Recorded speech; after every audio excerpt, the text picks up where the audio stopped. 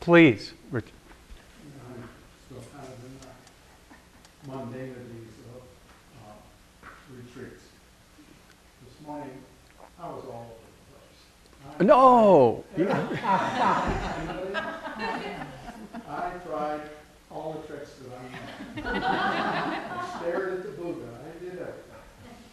When is it ever appropriate to just say, this ain't working, and get up and walk out? You know? Yeah. I don't mean leave the retreat. No. I do that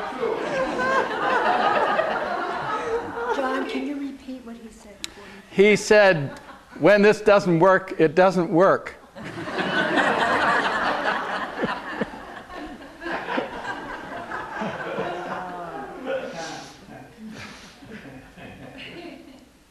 Well, I certainly know there have been times when I have gotten up and left and walked, you know. And actually the walking helped a lot.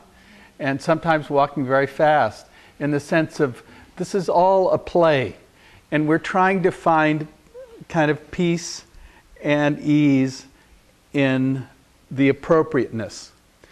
Other times, you know, there's one of the Ajahn Chah, the main teachings in Asia were basically in the kind of Thai forest tradition, and a lot of the Thai tradition is just a mantra.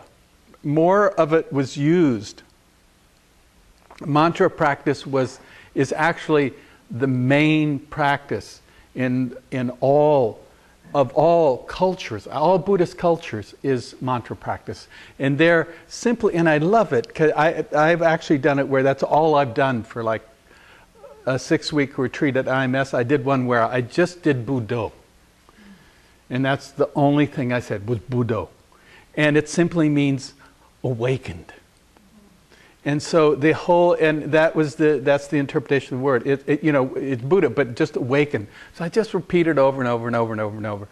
And because it was the only way I could kind of bring my mind in. It was so scattered and so, unruly, and emotions were really strong, and I was really pissed off at everything and everybody. And it worked kind of good, just plain old, do a mantra over and over. This is a little more refined than that. But when it's not refined, it's not a bad idea.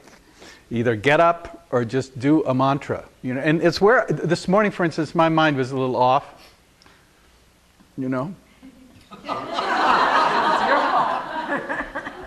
So I just counted.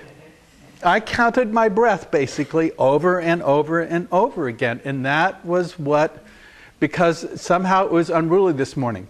Other mornings I'll wake up and the thing is like, oh my God, it's like a laser beam, And, it's a transpersonal kind of with it. But sometimes it's not. I can't even predict how that works, And this is all about skillful means. And sometimes the skillful means is to get up and walk. Go out and walk. But as far as the retreat collective is concerned, we do try to stay here as much as possible, and if you have to count or do Buddho or twiddle your thumbs, I haven't tried that one, but just sit there and twiddle your thumbs, some external thing, because that's also one of the beauties that I don't use in the West. When I'm in Asia, I always have a mala with me. And it's not so much about the mantra or anything. If you look at in all third world countries, native people, but this is true of worry beads and all this stuff, is they have some means of using their hands. And you see, particularly in I think, native cultures, whether it's weaving or all sorts of handwork is somehow keeping the hands busy, which can also mimic the slowing down and the connection to not going off in the mind. Our culture is particularly specialized in going off in the mind. You know, we're really good at that. So, anyway, other questions?